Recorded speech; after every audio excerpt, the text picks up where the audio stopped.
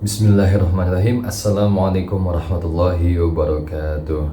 Innal hamdalillah nahmaduhu wa nasta'inuhu wa nastaghfiruh wa na'udzu billahi min shururi anfusina wa min sayyiati a'malina may yahdihillahu fala mudhillalah wa may yudlilhu fala hadiyalah. Amma ba'du.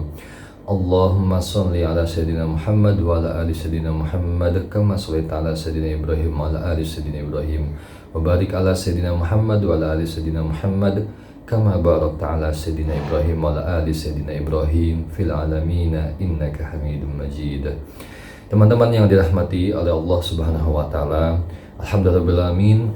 Pada kesempatan kali ini kita kembali bermuajahah, bermudzakarah. Kali ini kita akan membahas mengenai musyarakah mutanaqisah bab referencing. Nah, tempo beberapa hari lalu kita sudah bahas mengenai MMQ pengadaan. Nah, sekarang bagaimana sih perbedaannya? Teman-teman yang dirahmati oleh Allah Subhanahu wa taala, pada prinsipnya MMQ pengadaan dan MMQ referencing ada perbedaan dan ada kesamaannya. Dari segi dasar hukum, MMQ referencing ini harus mempedomani fatwa DSN MUI. Di antaranya adalah fatwa nomor 73, kemudian fatwa nomor 89 dan keputusan DSN MUI nomor 1. Nah, ada beberapa fatwa lainnya yang relevan termasuk fatwa tentang musyarakah dan lain sebagainya. Akan tetapi fatwa intinya adalah kurang lebih ada 3 tersebut. Nah, bagaimana teori dan prakteknya? Pada prinsipnya, karena MMQ ini adalah masuk rumpun musyarakah, maka dhawabit dan hududnya, rule of the game-nya itu harus mengikuti ketentuan dalam akad musyarakah, di mana ada porsi modal masing-masing pihak, syarik gitu ya. Jadi si nasabah maupun bank itu harus menyerahkan modal, kemudian juga ada yang namanya nisbah bagi hasil, ada kegiatan usaha dan ada bagi hasilnya. Tentu ketentuan dan keuntungan kerugiannya juga hampir sama dengan akad musyarakah karena rumpunnya akad musyarakah. Nah, karena ini adalah merupakan bagian dari al-uqud al-murakabah ataupun hybrid kontrak, di mana ini ada multi akad di dalamnya, ada akad musyarakah, ada akad jual beli, ada akad ijarah salah satunya dan lain sebagainya. Sebenarnya tergantung nanti usahanya apa gitu ya. Akan tetapi kamarnya memang ada jual beli, musyarakah dan ijarah. Rata-rata di lembaga keuangan syariah itu memakai 3 akad ini di dalam MMQ referencing. Nah, teman-teman semuanya, untuk apa sih digunakan akad MMQ referencing ini? Di dalam fatwa maupun ketentuan DSN MUI itu dijelaskan bahwa ada beberapa kegunaan akad MMQ referencing ini, yaitu salah satunya adalah untuk likuiditas, untuk pengadaan barang, untuk referencing barang dan lain sebagainya. Nah, bagaimana praktiknya? Nah, kita langsung nih masuk ke prakteknya, karena teori tanpa praktek itu sesuatu yang mubazir gitu ya. Tapi bukan berarti kita mempelajari teorinya saja itu salah, tidak. Itu akan lebih baik jika seandainya kita juga mengetahui prakteknya.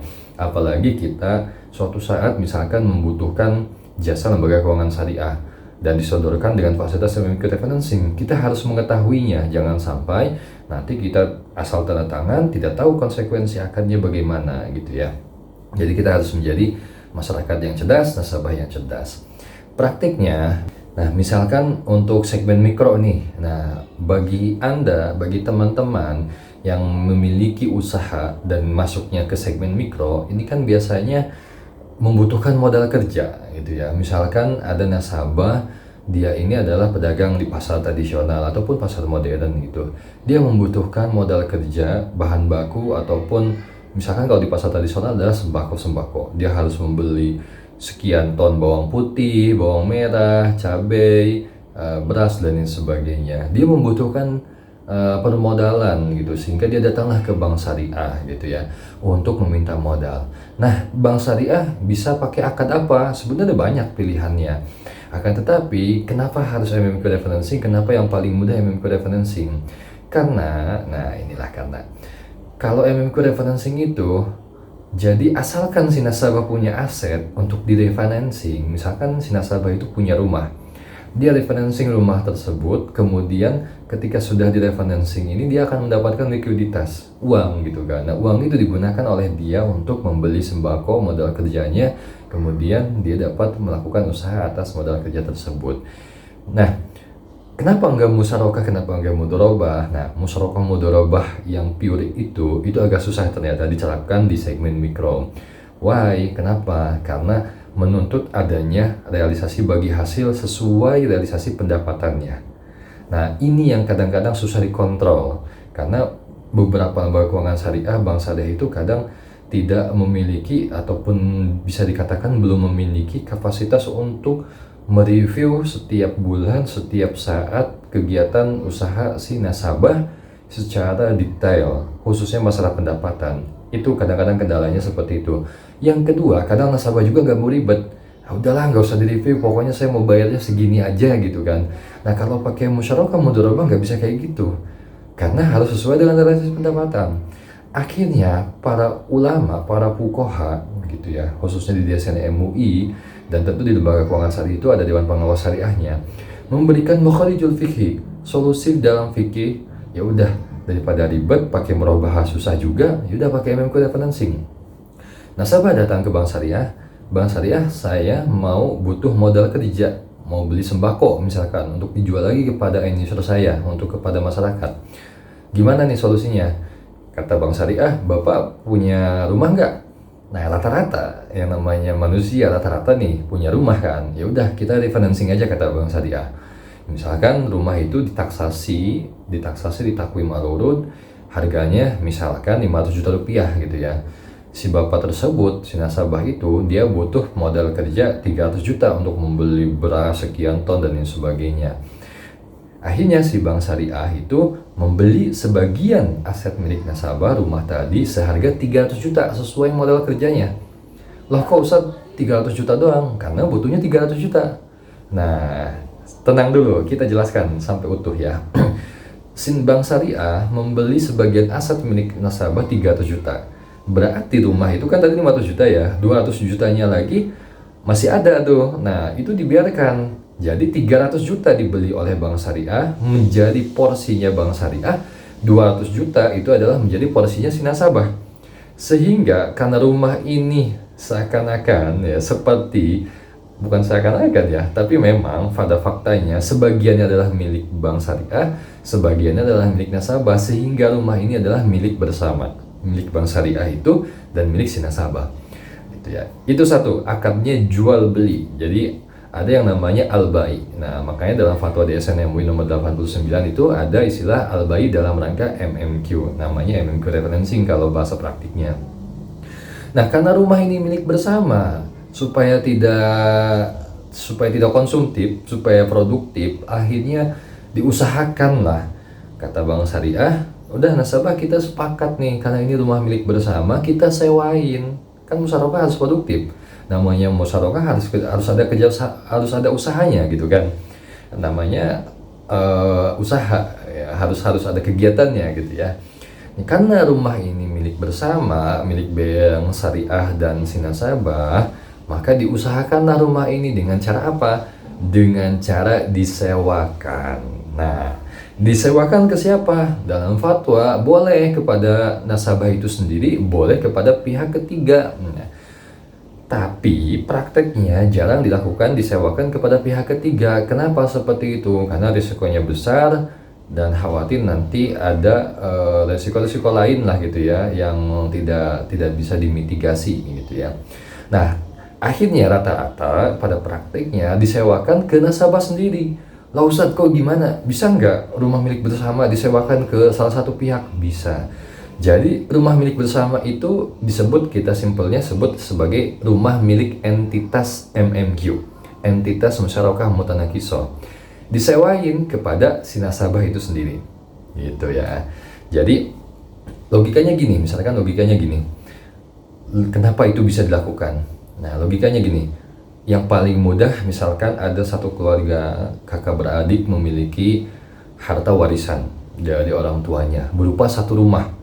Karena rumah itu nggak mau dijual misalkan ya, sayang karena ada kenangannya gitu kan.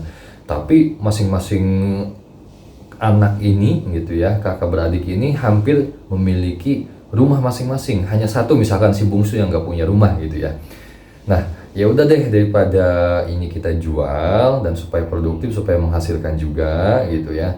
Untuk saat ini sebelum dijual misalkan, sebelum diapa-apain, ya udah kita sewain dulu deh.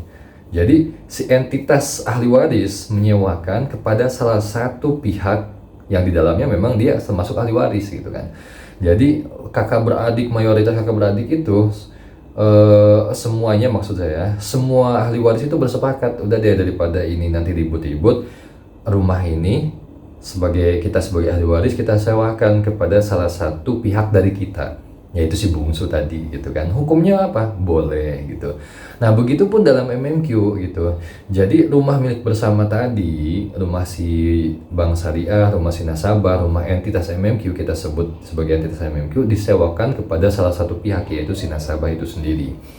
Nah si nasabah kemudian kan harus membayar ujroh kan, namanya sewa ijaroh, itu kan harus ada ujrohnya.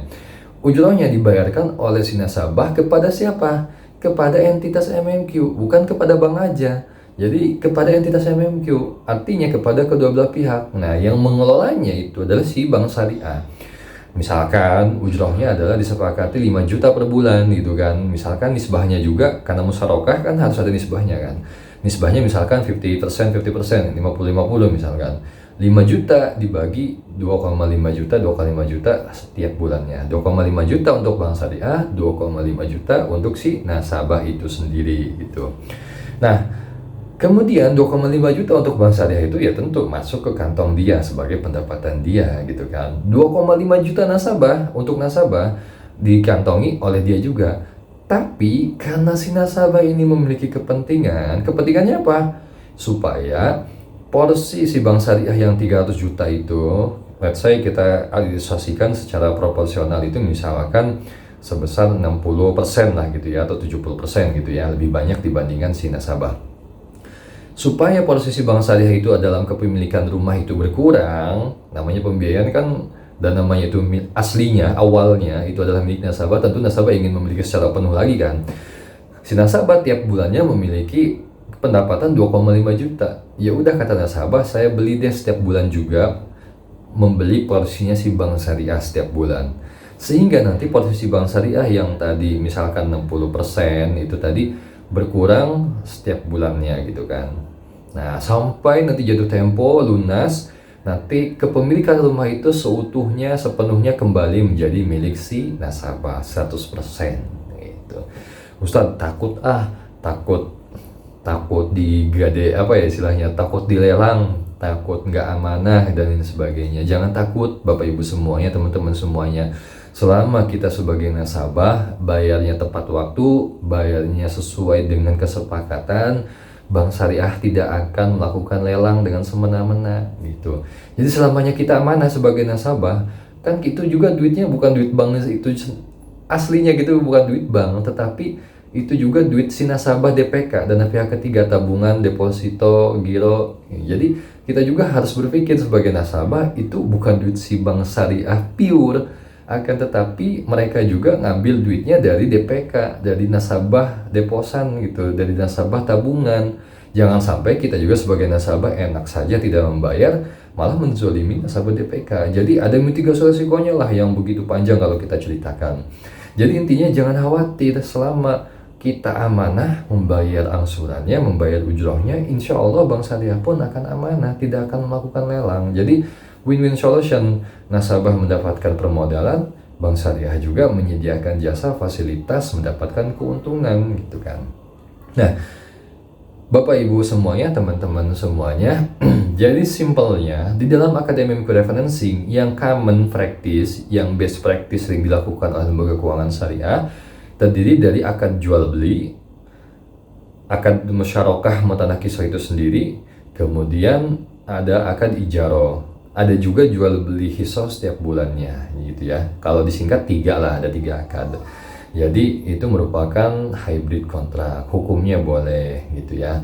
Jadi kalau ada yang bilang oh itu nggak boleh tuh menyatukan beberapa akad, mungkin kita harus belajar lagi gitu ya. Mungkin harus belajar lagi. Nggak semua hybrid kontrak al-uqud al-muraqabah itu dilarang, nggak semua.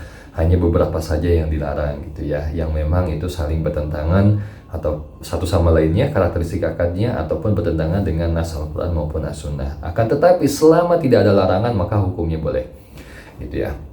Nah, itu merupakan salah satu contoh MMQ referencing di produk perbankan syariah, gitu ya. Ada banyak, misalkan dalam produk pembiayaan pemilikan rumah, gitu ya. Meskipun judulnya pemilikan rumah, tapi ini bukan berarti harus memiliki rumah lagi, enggak, gitu ya. Misalkan contohnya seperti ini, teman-teman. Ada seorang nasabah, dia sudah memiliki rumah. Nah, di samping rumah dia itu ada tanah kosong, dia pengen beli, gitu kan. Nah, akhirnya datang ke Bank Syariah. Wahai Bank Syariah, saya mau beli tanah di samping rumah saya. Tolong biayain saya, misalkan gitu ya. Bisa nggak pakai akad merubah? Bisa, gitu kan. Bisa saja gitu. Apalagi tanah jelas, gitu kan. Tetapi kadang Bank Syariah juga untuk memitigasi resiko. Salah satu bentuk mitigasi resiko itu adalah melakukan diversifikasi produk dengan beberapa akad. Jadi supaya resikonya tidak terkonsentrasi dalam satu akad saja. Murabah misalkan udah kebanyakan nih, ya udah pakai akad MMQ referencing. Nah, ini teori banknya seperti itu, teman-teman. Nah, akhirnya si Bank Syariah, ya udah deh, karena kamu punya rumah, kita referencing aja rumah kamu, rumah Anda, rumah nasabah. Itu tadi misalkan rumahnya 500 juta ditaksasi, gitu kan. Tanahnya harganya 300 juta, sama seperti kasus tadi yang mikro. Dibeli rumahnya sebagiannya seharga 300 juta rupiah, sehingga porsi nasabah 200 juta, porsi bank 300 juta. Let's say 60-40 lah, gitu ya, porsi proporsionalnya, persentasenya gitu. Kemudian mereka melakukan akad MMQ, tadi melakukan akad jual beli terlebih dahulu. Kemudian setelah itu melakukan akad MMQ dengan porsi Bank Syariah adalah 60%, gitu ya, yaitu 300 juta, nasabah 200 juta dalam bentuk barang, gitu ya. Jadi senilai 300-200 dalam bentuk barang, yaitu rumah, gitu. Diusahakan dengan akad ijaroh, entitas MMQ menyewakan kepada nasabah membayar ujroh, kemudian bagi hasil setiap bulannya sesuai nisbah bagi hasil, porsinya keuntungannya si nasabah digunakan oleh nasabah untuk membeli hissahnya bank agar hissahnya bank turun setiap bulannya sampai dengan jatuh tempo selesai, maka 100% aset tersebut kembali menjadi milik si nasabah. Ada satu lagi pertanyaan krusial, di mana Ustadz, pada prakteknya SHM-nya itu atas nama nasabah terus, gitu, tidak dibalik nama atas nama bank ataupun tidak dibalik nama menjadi milik berdua. Nah, teman-teman semuanya, ini pertanyaan yang bagus, good. Nah, jadi kita ini hidup di negara hukum, gitu ya, negara hukum, dan kita akui memang masih ada beberapa hal yang birokrasinya mungkin tidak mudah, gitu ya. Tetapi kita tidak boleh menyerah, kita harus mencari solusi agar prinsip syariah ini bisa dipraktekkan di masyarakat, gitu ya. Nah, karena nanti kalau dibalik nama dari nasabah menjadi milik berdua, itu ada potensi biaya-biaya, entah itu biaya notaris, entah itu biaya administrasi, biaya misalkan kalau ada pajak, gitu ya, biaya pajak, gitu kan. Maka dia siasatilah supaya tidak mahal biayanya. Kenapa? Ustaz, kenapa Bank Syariah nggak mau mahal? Teman-teman semuanya, kalau mahal nanti Bank Syariah nggak bisa bersaing dengan bank konvensional. Semangat kita adalah membumingkan ekonomi syariah. Maka para praktisi itu memutar otak supaya kita juga bisa bersaing dengan bank-bank konvensional, dengan lembaga keuangan konvensional. Nah, akhirnya disiasati, ya udah nggak usah balik nama, akan tetapi di klausul akad disebutkan bahwa meskipun di dalam SHM kepemilikan rumah ini adalah atas nama nasabah, akan tetapi secara prinsip syariah ini diakui menjadi milik bersama, ya, gitu ya, milik Bank Syariah dan nasabah, gitu. Dan alhamdulillahnya di dalam Undang-Undang Nomor 4 Tahun 2023 tentang pengembangan dan penguatan sektor keuangan yang kita singkat P2SK, itu disebutkan bahwa ada penjelasan di pasal 2A itu ya, dalam konteks perbankan syariah dikecualikan transaksi. Kurang lebih intinya gini ya, saya pasalnya harus baca, tapi intinya seperti ini. Dikecualikan dalam transaksi perbankan syariah itu adanya jual beli ataupun perpindahan hak manfaat, gitu ya. Intinya tidak perlu lagi balik nama, gitu ya. Tidak perlu balik nama terlebih dahulu kepada bank syariah. Jadi bisa langsung ke nasabah ataupun intinya tetap as is sedia kala, gitu ya. Seperti sedia kalanya, gitu kan. Nah, cuman teman-teman legal itu biasanya mensiasati juga supaya tidak ada dispute, maka dikuatkan juga tuh di dalam akadnya yang tadi sebagaimana kita sebutkan ya. Jadi teman-teman semuanya, saya pikir alhamdulillah Bank Syariah ini sudah sangat kuat sekali di mana memperhatikan aspek syariah, aspek hukum, aspek transparansi dan keadilan gitu ya. Tadi keadilannya berbicara harga supaya nggak mahal. Jadi ayo kita dukung perbankan syariah supaya lebih besar. Kita sebagai masyarakat yang cerdas, kita dukung jangan termakan hoax tidak jelas gitu ya mengenai perbankan syariah. Kita buktikan bahwa perbankan syariah itu sudah sesuai syariah, sesuai hukum, adil, transparan gitu ya, dan tentu menyesuaikan dengan kebutuhan masyarakat gitu ya.